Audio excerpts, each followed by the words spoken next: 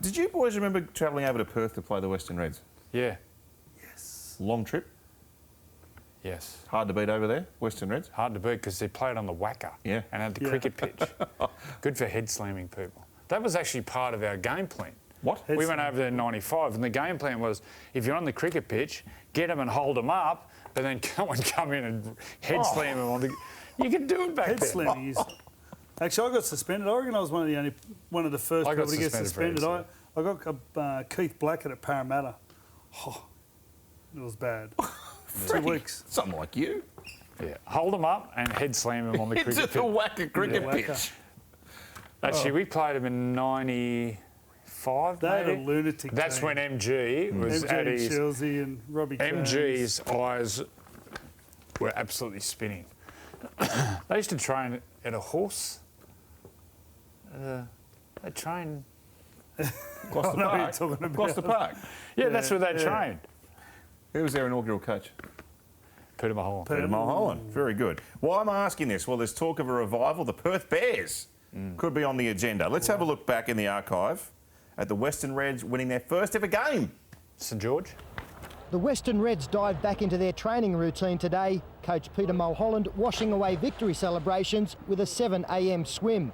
But last night, they painted the town red. Yeah, I think they're all a bit worse for wear from the after-game celebrations, but yeah, I think everyone's pretty good. The Western Reds were the only new team to score a victory on debut, Captain Brad Mackay winning a personal battle against his former teammates before the Reds won the war. So I had 12 blokes that were going to back me up from the word go, and they did right at the start, so, I was happy with that. For the defeated Dragons, Jason Stevens was literally the fall guy. He'll have x-rays tomorrow for a suspected broken leg. Ugh, He broke his leg lifting his knee into someone, Steve-O. He used to lift his elbow into you every time he'd run at you, Steve-O. Like, You get something. there's a mad, obviously everyone knows Steve-O and his faith, very strong in his faith. He'd run at you and just elbow you in the face all the time. They were a pretty handy Matt team, Fuller. actually, on paper, weren't they? Chris Ryan. Yeah. Manly bloke. Yeah.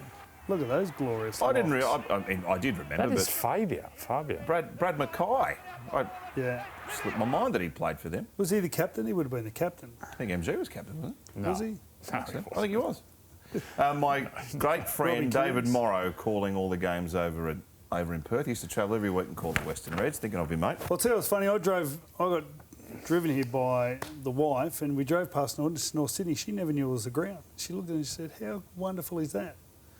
Just the stadiums and stuff. And I was explaining to her about Perth and North Sydney, and she was very excited about it. Sorry, your wife didn't know North Sydney Oval existed? No, she's not big on footy. So I think it's a great idea, the Perth Bears, because you play a few games at North Sydney and you've got rostered on fans. Yeah. Memberships-wise, you probably get 25,000 like that. And you know what? We work here. We're at North Sydney at the moment. Like, what's happening in North Sydney at the moment, it's buzzing. It is flying. It's a different place to it was before. This has become a real energetic city of obviously not just people working, but living, the lifestyle, smoke. I've had some good thought a little teams. bit about it, and you hear discussions around expansion, etc. I actually really like the idea of a team in Perth now. Mate, you're playing the daytime. And it suits television schedules perfectly. Yeah, you're playing the daytime. And there is an interest. a genuine interest in the game in Western Australia. So they've just taken over, they've just gone over 4,000 players.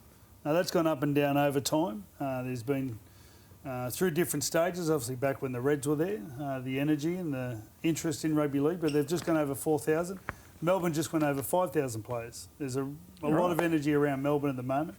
Some really, Nate Miles is down there doing some good things. They've got a great centre of excellence. But they're doing well. They're doing well, and this will be the springboard. And even the West Australian Premier was out in the press saying, well, it's not a national rugby league unless Western Australia is involved in it the other day. So clearly the West Australian government supports the idea of rugby league over there. A lot of mining money, a lot of expats from the east, a lot of Kiwis over there. I think there's a lot of big South African community there.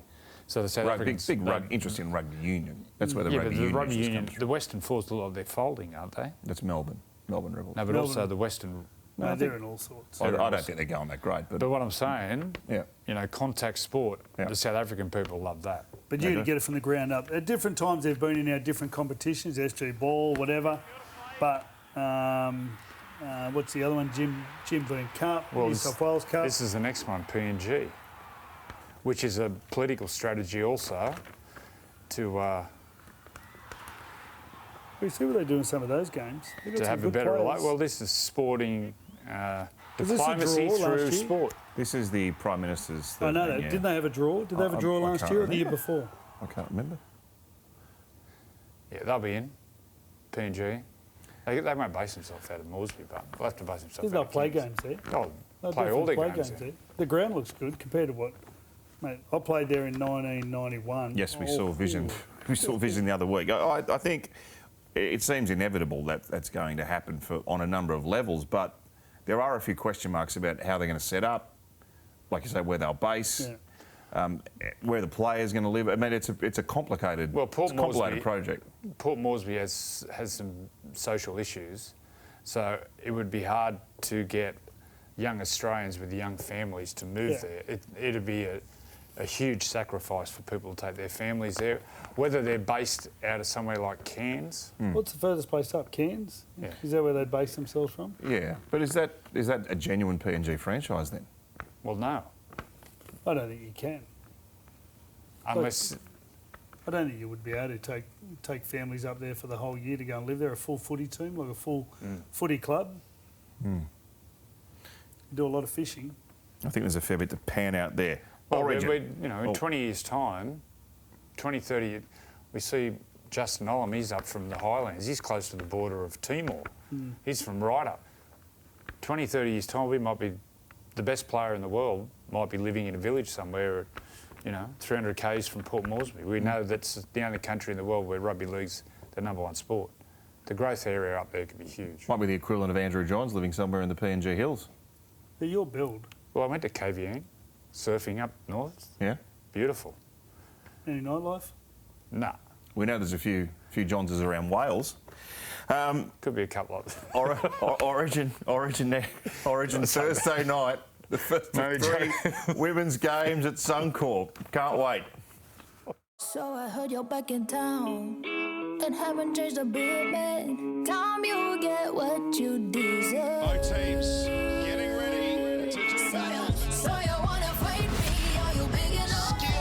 power and passion. This is intense as footy gets.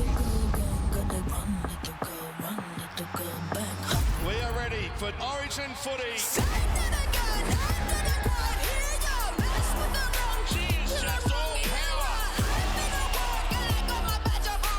Honey, I've changed so much since I left. For the first time in women's Origin history, a blockbuster 3-match series. Oh, baby, don't tell me I didn't warn you. It's a huge game for those women out on the big stage. Ampol Women's State of Origin. Exclusive, live and free. Only on 9 and 9 now.